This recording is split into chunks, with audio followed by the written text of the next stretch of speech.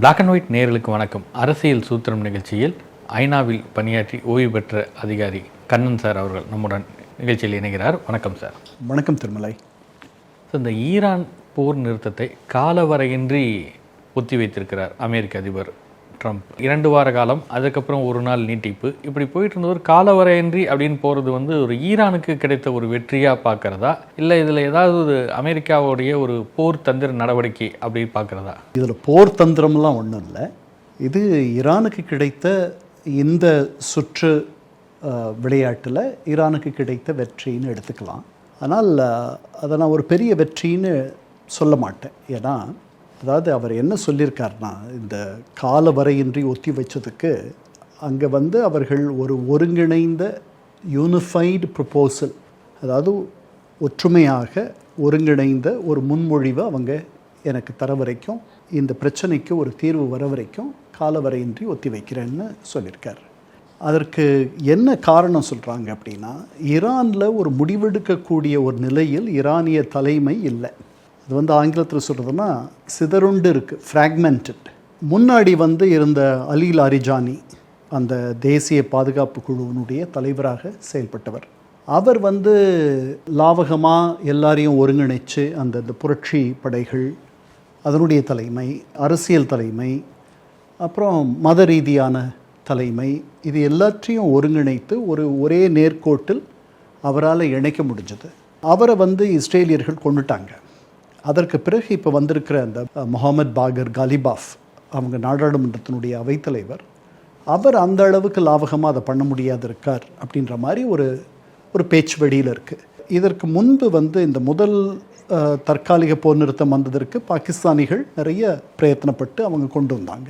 அது நடந்து அந்த போர் நிறுத்தம் 2 வாரம் அப்படின்னு அறிவிப்பு வந்த பிறகு கொஞ்ச நாள் கழித்து பாகிஸ்தானுடைய முப்படை தளபதி ஆசிம் முனிர் 3 நாள் டெஹரான் போய் டெஹரானில் தங்கி ஈரானுடைய அங்கே இருக்கக்கூடிய தலைவர்களை எல்லாம் சந்தித்து பேசி அதை இந்த போர் நிறுத்தத்துக்கு இடையில் அந்த முதல் சுற்று பேச்சுவார்த்தைகள் தோல்வியில் முடிஞ்சிருச்சு. 21 மணி நேரம் நடந்துச்சு. அதை திருப்பி தொடர்றதுக்கான முயற்சிகளில் பாகிஸ்தானிகள் அவர்களுடைய முழு செல்வாக்கையும் கௌரவத்தையும் நல்லெண்ணத்தையும் பயன்படுத்தி செயல்படுறாங்க.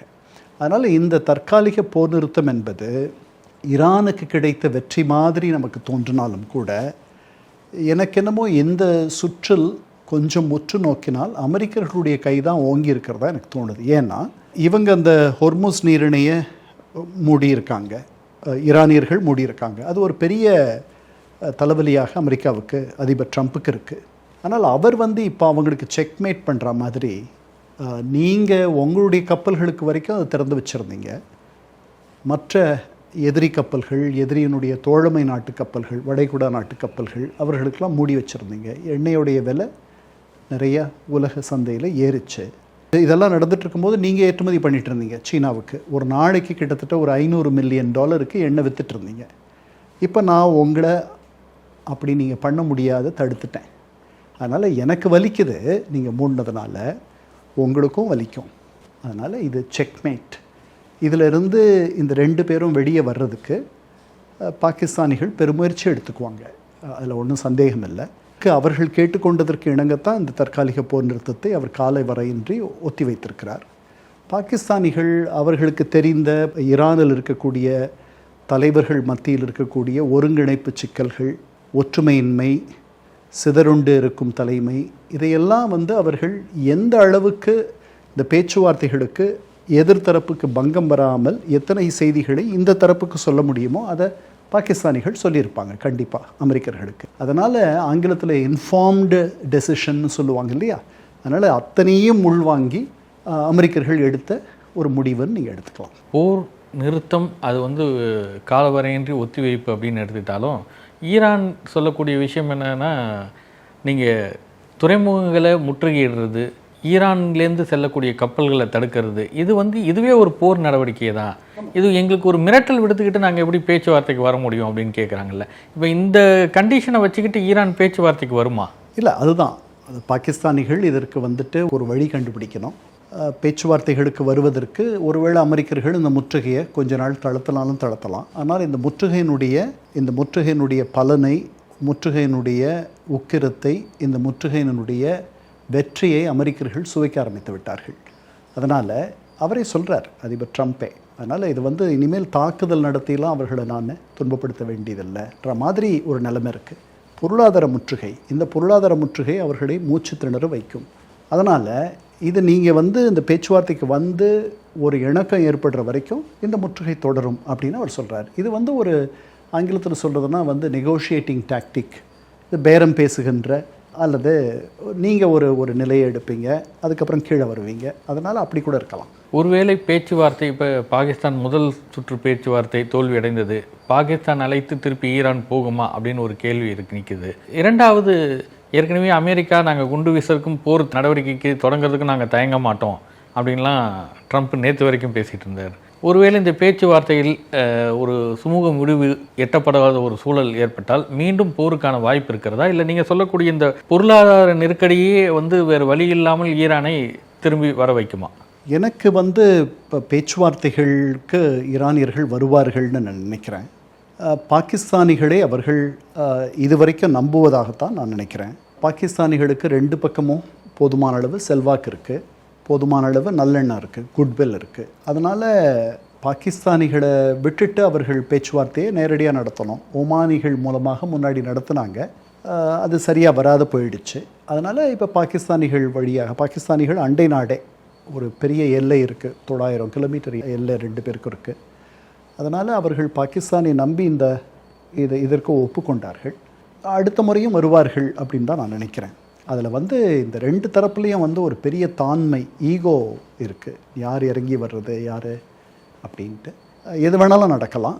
என்ன கேட்டால் போர் தாக்குதல், அதாவது இராணுவ ரீதியான தாக்குதல் மீண்டும் தொடங்குமா அப்படின்னு கேட்டால், இந்த பொருளாதார முடக்கமே ஈரானை துன்பப்படுத்தும் அப்படின்றது தான் என்னுடைய எண்ணம். அதனால் அவர் மீண்டும் போருக்கு போகாமலேயே அவர்களை ஒரு நெருக்கடியில் வைக்கலாம். எப்படி அவர்கள் அவங்க இராணுவ பதிலடி கொடுக்காமலேயே அவங்க வளைகுடா நாடுகள் மீது நடத்திய தாக்குதலெல்லாம் அமெரிக்காவை ஒன்றும் பெருசாக கஷ்டப்படுத்தலை. அவர்கள் ஹோர்முஸ் நீரிணையை மூடின பிறகு தான், அதுதான் அவரை ரொம்ப சங்கடத்துக்கு உள்ளாச்சு. பலமுறை அவர் பரிதவிச்சு அதை நீங்கள் திறக்கணும்னு சொன்னார். அதே மாதிரி இந்த விளையாட்டை 2 பேர் விளையாடலான்ட்டு வான்ஸ் சொன்ன மாதிரி இப்போ அமெரிக்கர்கள் அவங்க இந்த விளையாட்டை விளையாடுறாங்க. அதனால் இது ஈரானுக்கு ஒரு நெருக்கடியான ஒரு நேரம் தான். ஒருவேளை இந்த பேச்சுவார்த்தை தொடர்ந்து கொண்டு போகிறது, நீள்கிறது அப்படின்லாம் இருந்தாலும் இந்த தற்காலிக போர் நிறுத்தம் ஒரு பக்கம், இந்த ஹோர்முஸ் நீரிணையில் இன்னும் சவால்கள் என்ன இருக்குது சர்வதேச நாடுகளுக்கு? இப்போ மற்ற நாடுகளுக்கு எண்ணெய் வளம் போகிறது வரதில் இன்னும் சிக்கல் நீடிக்குமா, இல்லை அதெல்லாம் ஓரளவு சுமூகமாக தான் இருக்குமா? இல்லை, இப்போதைக்கு நம்ம பேசிகிட்டு இருக்க இந்த நேரத்தில் சிக்கல்கள்லாம் இருக்குது. அங்கே கப்பல்கள் பெருமளவு போக்குவரத்து நின்று போச்சு. அமெரிக்க முற்றுகை தொடங்கின பிறகு எந்த கப்பலும் வரல. ஈரானிலிருந்து புறப்பட்ட 28 கப்பல்களை திருப்பி அனுப்பிட்டாங்க அமெரிக்கர்கள். அதனால் அதுக்கு ஒரு தீர்வை 2 பேரும் எட்டுற வரைக்கும் எல்லா நாடுகளுக்கும் சிக்கல். குறிப்பாக ஆசிய நாடுகளுக்கு, நமக்கு, இந்தியாவுக்கு, பாகிஸ்தானுக்கு 80% எண்ணெயோ என்னமோ ஹோர்முஸ் நீரிணை வழியாக தான் அவங்களுக்கு வருது. நமக்கு 3ல் 1 பங்கு எண்ணெய் இது வழியாக வந்துட்டுருக்கு. நம்ம வேறு இடங்கள்ல இருந்தெல்லாம் வாங்குகிறோம். சுற்றி வர எண்ணெய்கள்லாம் உண்டு நமக்கு, எண்ணெய், வாயு, அதெல்லாம். அதனால் நாம் ஹோர்முஸை நம்பி இருக்கோம். ஆனால் பாகிஸ்தானிகள் அளவுக்கு நம்பி இல்லை. ஜப்பானியர்களும் ஹோர்முஸ் நீரிணையை நம்பி இருக்கிறார்கள். ஐரோப்பியர்களும் அந்த ரஷ்ய யுக்ரைன் போர்னால் அவர்களும் அதை நம்பி இருக்கார்கள். அதனால் அதை திறக்கணுன்றதில் எல்லாருக்கும் ஒரு பெரிய நாட்டம் இருக்குது. இதையெல்லாம் விட நான் சொல்லாத ஒரு நாடு அதில் ரொம்ப அக்கறை வச்சுருக்கு. அந்த நாடு என்னென்னா சீனா. ஏன்னா ஹோர்முஸ் நீரிணை ஈரானியர்கள் மூடியிருந்த போதும் அதற்கு எண்ணெய் வரத்து இருந்துச்சு. ஏன்னா அவங்க சந்தையில் விற்க முடியாத எண்ணெயை சீனாவுக்கு கிட்டத்தட்ட அவங்க உற்பத்தி செய்த 80% எண்ணெயை சீனாவுக்கு அவர்கள் விற்றார்கள். அது முடியாத போயிடுச்சு இந்த அமெரிக்க முடக்கத்தினால. அதனால் 2-3 நாட்களுக்கு முன்னாடி சீன அதிபர் ஷி ஜின்பிங் ஹோர்முஸ் நீரிணையை திறக்கணும்னு சொல்லியிருக்கார். அது ஈரானியர்களுக்கு அவர் சொன்னது தான், அமெரிக்கர்களுக்கு அவர் சொன்னது கிடையாது. அதனால் அது ஒரு மறைமுகமான ஒரு வேண்டுகோள் அல்லது மறைமுகமான ஒரு அழுத்தம்னு நீங்கள் எடுத்துக்கலாம். ஏன்னா அவங்க தான் அவங்களுடைய பிரின்சிபல் கிளையண்ட். நமக்கு இன்னும் இந்த கேஸ் தட்டுப்பாடெல்லாம் இந்த சூழல் அப்படியே தொடருமா, இல்லை தட்டுப்பாடுக்கான ஒரு பிரச்சனையை சந்திக்க வேண்டிய சூழல்? இன்றைக்கி இருக்கிற நிலைமை, தொடக்கத்தில் ஒரு தட்டுப்பாடு வந்துருமோன்ட்டு ஒரு அச்சம் இருந்துச்சு. நம்ம ஒரு 2-3 நாள் ஒரு பதற்றம் இருந்துச்சு. அதையெல்லாம் சரி கட்டுறதுக்கு நம்ம வேறு இடங்கள்லேருந்து வாயுவை தெரிவிக்க ஆரம்பித்தோம். மெக்சிகோவிலேருந்து, அல்ஜீரியாவிலேருந்து, கனடாவில் இருந்து அங்கெல்லாம் இருந்து நம்ம வாங்குகிறோம். அதெல்லாம் ரொம்ப ஒரு 6 வாரம் ஆகும். இது ஒரு வாரத்தில் வந்துடும் அப்படின்னா அது 6 வாரம் ஆகும். அதனால் தாமதமாகும், கொஞ்சம் தட்டுப்பாடு அப்படின்றது இருக்கும். ஆனால் மிகப்பெரிய ஒரு சிக்கலில் நம்ம மாட்டிக்குவோன்ட்டு எனக்கு தோணலை. ஸோ இப்போ இந்த ஈரான் பிரச்சனை வந்து இஸ்ரேலோட தான் இருந்தது. ஆனால் இன்றைக்கி ஈரான் வெர்சஸ் அமெரிக்கா அப்படின்ற மாதிரியான ஒரு நிலையை தான், போர் நிறுத்தத்தை அமெரிக்கா தான் அறிவிச்சிட்டு இருக்குது. இப்போ இஸ்ரேல் இதில் என்ன ரோல், இப்போ இஸ்ரேல் இதில் என்ன கருத்து சொல்கிறாங்க இந்த தற்காலிகமாக ஒத்தி வைத்திருக்கிற இந்த போர் நடவடிக்கையை? அதாவது இந்த போர்னால் முதலில் பெரிய ஒரு வெற்றி பெற்றவர்கள் அல்லது ஒரு பிம்ப உயர்வை அடைந்தவர்கள் யார்? பாகிஸ்தானிகள். அதற்கு அடுத்து இந்த போர்னால் ஒரு பெரிய ஒரு வெற்றியை, அதாவது எதிரியை பலமிழக்க செய்வது, எதிரியை துன்புறுத்துவது, எதிரியை குற்றுயிரும் உயிருமாக ஆக்குவது, இதை செய்தவர்கள் இஸ்ரேலியர்கள். இதை அவங்க ரொம்ப துன்பப்பட்டு செய்யலை. இதை செய்கிறதுக்கு அவர்கள் அமெரிக்கர்களை அழைச்சி அமெரிக்கர்கள் மூலமாக இதை சாதிக்கிறாங்க. ஏன்னா அமெரிக்கர்கள் ஒரு பெரிய வல்லரசு. அவர்கள் குண்டுமழை பொழிஞ்சு 13,000 இலக்குகளை அவங்க தாக்கியிருக்காங்க. அதாவது உலகத்திலேயே மிக அதிகமாக செலவு செய்து நடத்தப்பட்ட போராக இது தான் இருக்கும். இன்னும் முழுமையான தகவல்கள் நமக்கு கிடைக்கல. பேரழிவு அங்கே பண்ணியிருக்காங்க. இப்போ திருப்பி ஈரானை நிர்மாணிக்கிறதுக்கு ஒரு 20 ஆண்டுகளாவது ஆகும். பொருளாதார ரீதியாக, இராணுவ ரீதியாக குறைஞ்சபட்சம் ஒரு 10 ஆண்டுகள் அவர்கள் பின்னோக்கி போயிருப்பாங்க. இதெல்லாம் இஸ்ரேலுக்கு மிக உகந்த செய்தி.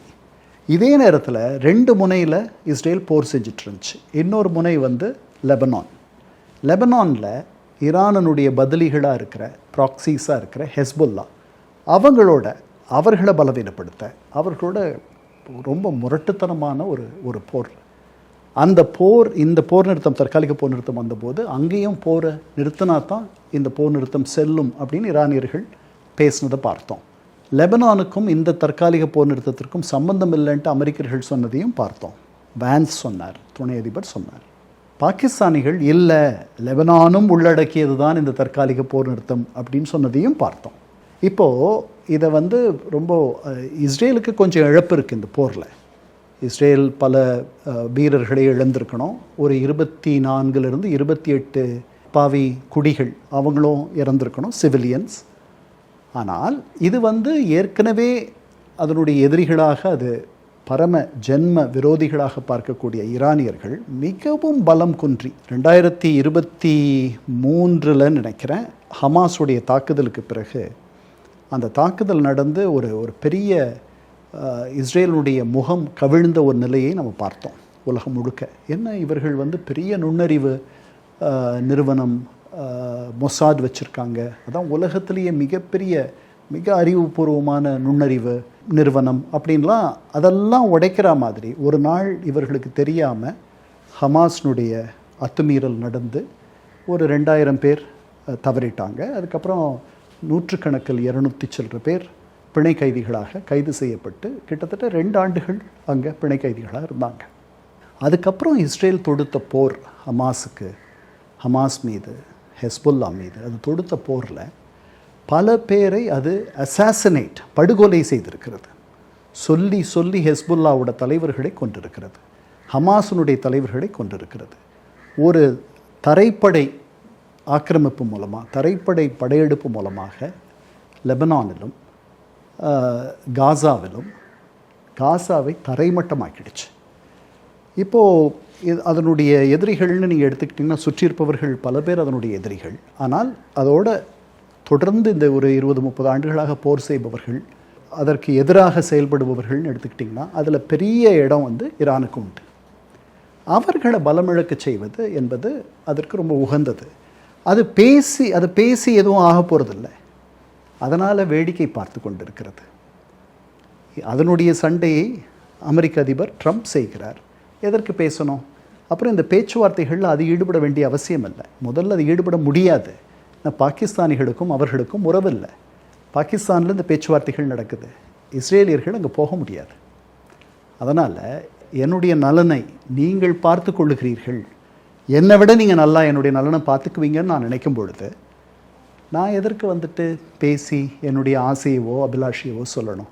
அதனால் இஸ்ரேலியர்கள் கையை கட்டி கொண்டு மௌனமாக ரசித்து கொண்டு இருக்கிறார்கள் என்ன நடக்குதோ அதை. நன்றிங்க சார்.